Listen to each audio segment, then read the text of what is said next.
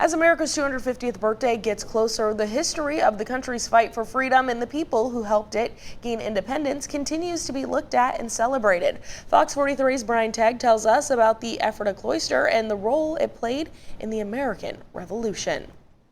Our houses are plain, our food is simple, and our hearts seek peace. Established in 1732, the Ephrata Cloister was a monastic community started by Conrad Beissel, a German immigrant who believed the Second Coming was imminent. And over 40 years after its establishment, this pacifist religious community would be forced to face the horrors of a war for liberty. The Ephrata Cloister was home to a military hospital during the 1770s, and there were about 260 Continental soldiers who came from various hospitals, including Valley Forge and Yellow Springs, and they came here in order to be quarantined. The cloister's role as a military hospital was the theme of the historic site's celebration of the country's 250th birthday. Along with discussions and demonstrations, the day featured performances to illustrate the internal conflict that the religious community felt taking part in the war. Their sacrifice, the conflict that they had to deal with, should we help them? Should we act as a military hospital? How far do we go?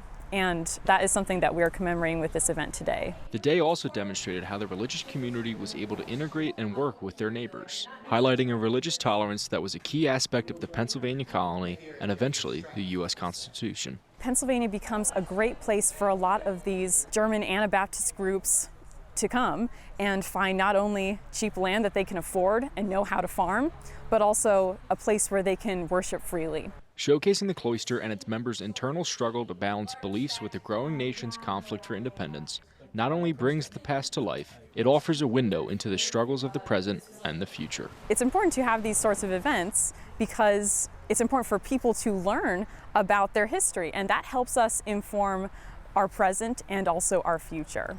Brian Tegg, Fox 43 News.